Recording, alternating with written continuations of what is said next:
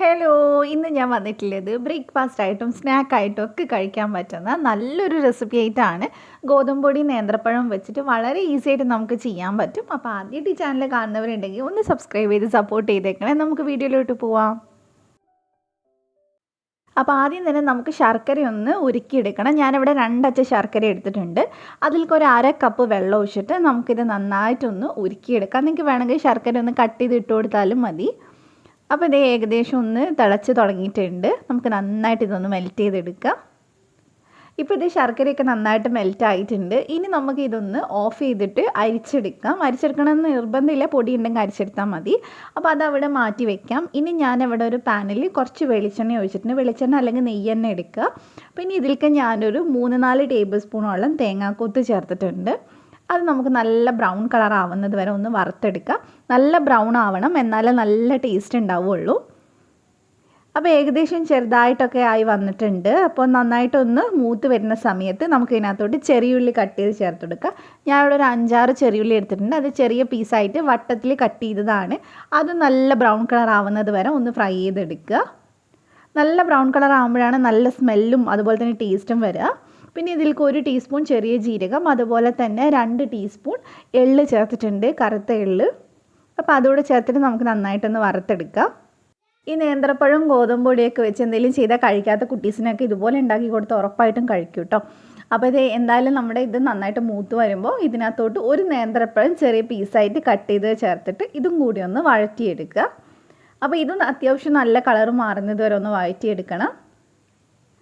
ഇപ്പോൾ ഏകദേശം റെഡി ആയിട്ടുണ്ട് കേട്ടോ. ഈ ഒരു രീതിയിൽ മതി. ഇനി ചെറുതായിട്ട് നമ്മൾ ഇതൊന്ന് ഉടച്ചു കൊടുക്കുന്നുണ്ട്. ഒരുപാട് ഇട്ട് ഉടക്കണ്ട, ചെറിയ രീതിയിലൊന്ന് ഉടച്ചു കൊടുക്കുക. അപ്പോൾ നമുക്ക് നന്നായിട്ടൊന്ന് മിക്സ് ചെയ്തെടുക്കാനൊക്കെ പറ്റും ചെറുതായിട്ട് ഉടഞ്ഞിട്ടുണ്ടെങ്കിൽ. അപ്പോൾ ഏറ്റവും അവസാനമായിട്ട് നമ്മൾ ഇതിലേക്ക് ഏലക്ക പൊടിച്ചത് ചേർക്കുന്നത്. ഞാനിവിടെ ഒരു 3/4 ടീസ്പൂൺ ഏലക്ക പൊടിച്ചത് ചേർത്തിട്ടുണ്ട്. എന്നിട്ട് നന്നായിട്ട് നമുക്കൊന്ന് മിക്സ് ചെയ്തെടുക്കാം. അപ്പോൾ ഇത്രയേ ഉള്ളൂ, നമ്മുടെ ഫില്ലിംഗ് ഇവിടെ റെഡി ആയിട്ടുണ്ട് നേന്ത്രപ്പഴം വെച്ചിട്ടുള്ളത്. ഇനി നമുക്ക് ഫ്ലെയിം അങ്ങ് ഓഫ് ചെയ്യാം. നമ്മുടെ ശർക്കരയും അതുപോലെ തന്നെ ഇതൊക്കെ ഒന്ന് ചൂടാറിയതിന് ശേഷം വേണം നമ്മൾ നെക്സ്റ്റ് സ്റ്റെപ്പ് ചെയ്യാനായിട്ട്. അപ്പോൾ ഇനി നമ്മളൊരു ബൗളിലേക്ക് 1 കപ്പ് ഗോതമ്പ് പൊടി എടുത്തിട്ടുണ്ട്. അതിലേക്ക് നമ്മൾ ഈ ശർക്കര ഉരുക്കിയത് ചേർത്ത് കൊടുക്കുകയാണ്. അതിനുശേഷം നന്നായിട്ട് ഇതൊന്ന് മിക്സ് ചെയ്തെടുക്കുക. അപ്പോൾ നമുക്കിത് ഇത് മതിയാവില്ല, എന്തായാലും കുറച്ചും കൂടി വെള്ളം ചേർക്കേണ്ടി വരും. അപ്പോൾ ഒന്ന് മിക്സ് ചെയ്തതിന് ശേഷം നമുക്ക് ആവശ്യമുണ്ടെങ്കിൽ നോക്കി ഇച്ചിരി ചേർത്ത് കൊടുക്കാം. ഞാൻ അതേ ബൗളിൽ തന്നെ വെള്ളം എടുത്തുകൊണ്ടാണ് കേട്ടോ ഈ കളറിൽ. അപ്പോൾ നന്നായിട്ട് നമുക്ക് മിക്സ് ചെയ്തെടുക്കാം. ശർക്കരയ്ക്ക് പകരം പഞ്ചസാര വേണമെങ്കിൽ എടുക്കാം, പക്ഷേ ശർക്കര ആകുമ്പോഴാണ് കറക്റ്റ് നമുക്ക് ആ ഒരു ടേസ്റ്റ് കിട്ടുക. അപ്പോൾ നന്നായിട്ട് മിക്സ് ചെയ്തിട്ടുണ്ട്. ഇനി ഞാൻ ഇതിനകത്തോട്ട് 1.5 ടേബിൾ സ്പൂൺ റവ ചേർത്ത് കൊടുക്കുന്നുണ്ട്. വറുത്തതോ വറക്കാത്തതോ ഏതായാലും കുഴപ്പമില്ല. അപ്പോൾ അതുകൂടെ ചേർത്തിട്ട് നമുക്ക് നന്നായിട്ട് മിക്സ് ചെയ്തെടുക്കാം. റവ ചേർത്ത് കഴിഞ്ഞാൽ വെള്ളം കുറച്ചും കൂടി ചേർക്കേണ്ടി വരും. അപ്പോൾ മിക്സ് ചെയ്തതിന് ശേഷം നോക്കിയിട്ട് നമുക്ക് ചേർത്ത് കൊടുക്കാം.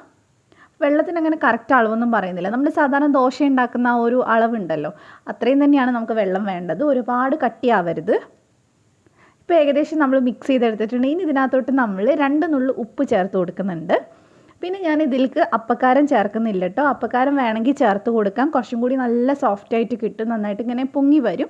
പക്ഷെ അത് ഞാൻ ചേർത്തിട്ടില്ല, കുട്ടീസിനൊക്കെ കൊടുക്കുന്നതുകൊണ്ട്. അപ്പോൾ കുറച്ചും കൂടി വെള്ളം ചേർത്ത് ഞാനിത് മിക്സ് ചെയ്തെടുത്തിട്ടുണ്ട്. ഇനി നമ്മൾ ഇതിനകത്തോട്ട് നേരത്തെ ഉണ്ടാക്കി വെച്ചിട്ടുള്ള ആ ഫില്ലിങ്സ് ചേർത്ത് കൊടുക്കുക. അതിൻ്റെ 3/4 ഭാഗമേ ചേർക്കുന്നുള്ളൂ. 1/4 ഭാഗം ഞാൻ കുറച്ചൊന്ന് ഗാർണിഷ് ചെയ്യാൻ വേണ്ടിയിട്ട് മാറ്റി വെച്ചിട്ടുണ്ട്. അപ്പോൾ 3/4 ഭാഗം ചേർത്തിട്ട് മിക്സ് ചെയ്തെടുക്കുക. അപ്പോൾ ഈ ഒരു പരുവത്തിൽ വേണം. ഏകദേശം നമ്മുടെ ഗോതമ്പ് ദോശയൊക്കെ ഉണ്ടാക്കുന്ന ആ ഒരു പരുവം തന്നെയാണ്. അപ്പോൾ ഇനി നമുക്കിത് ചെയ്ത് തുടങ്ങാം. അപ്പോൾ ഇത് ഉണ്ടാക്കാനായിട്ട് ഞാനിവിടെ കുഴിയുള്ള ഒരു പാൻ എടുത്തിട്ടുണ്ട്. അതിനകത്തോട്ട് 1.5 ടീസ്പൂൺ വെളിച്ചെണ്ണ ഒഴിച്ചിട്ടുണ്ട്. എന്നിട്ട് നമ്മളൊരു ചെറിയ തവി മാവ് ഒഴിച്ചിട്ട് ഇതുപോലെ ഒന്ന് പ്രസ്സാക്കി കൊടുക്കുക, ഒന്ന് പരത്തി കൊടുക്കുക. ഇത് ദോശ പോലെ വേണമെങ്കിലും ചുട്ടെടുക്കാം, പക്ഷേ ഇതുപോലെ ചെറിയ കുഴിയുള്ള പാത്രത്തിൽ ചെയ്യുമ്പോൾ കുറച്ചും കൂടെ രസം ഉണ്ടാവും കഴിക്കുമ്പോൾ.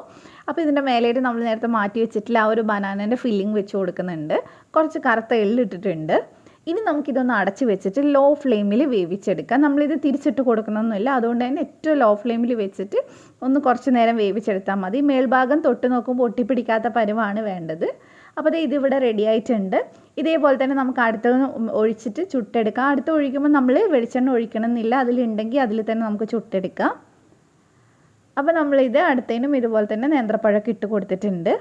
അപ്പോൾ ഇത്രയേ ഉള്ളൂ, വളരെ സിമ്പിളായിട്ട് ചെയ്യാൻ പറ്റുന്നതാണ്. നമ്മുടെ ഒരു കൽത്തപ്പൊക്കെ ഉണ്ടല്ലോ, ഏകദേശം അതിൻ്റെ കൂട്ട് തന്നെയാണ്, പക്ഷെ കഴിക്കുമ്പോൾ വേറൊരു ഫീലാണ് ഉണ്ടാവുക. എല്ലാവർക്കും ഇഷ്ടമാവും. എന്തായാലും ട്രൈ ചെയ്ത് നോക്കുക. അപ്പോൾ നമ്മുടെ അടുത്തതും ഇവിടെ റെഡി ആയിട്ടുണ്ട്. അപ്പോൾ നിങ്ങൾക്ക് റെസിപ്പി ഇഷ്ടമായിട്ടുണ്ടെങ്കിൽ ചാനലൊന്ന് സബ്സ്ക്രൈബ് ചെയ്യുക, തൊട്ടടുത്തുള്ള ബെല്ല് ക്ലിക്ക് ചെയ്തിട്ട് ഓളും കൂടെ ക്ലിക്ക് ചെയ്യുക, എന്നാലേ ഞാൻ ഇതുപോലത്തെ റെസിപ്പീസൊക്കെ ഇടുമ്പോൾ നിങ്ങൾക്ക് കിട്ടുള്ളൂ. അപ്പോൾ എല്ലാവരും ട്രൈ ചെയ്യുമെന്ന് വിചാരിക്കുന്നു. നമുക്കിനി ഇതൊന്ന് കട്ട് ചെയ്ത് നോക്കാം. ഇതിവിടെ കുട്ടീസിനൊക്കെ ഭയങ്കരമായിട്ട് ഇഷ്ടമായിട്ടുണ്ടായിരുന്നു കേട്ടോ. ഇത് ബ്രേക്ക്ഫാസ്റ്റ് ആയിട്ട് കൊടുത്താലും സ്നാക്കായിട്ട് കൊടുത്താലൊക്കെ അവർ കഴിച്ചോളൂ. അപ്പോൾ എന്തായാലും നമുക്ക് മറ്റൊരു നല്ല റെസിപ്പി ആയിട്ട് കാണാം. Thank you for watching.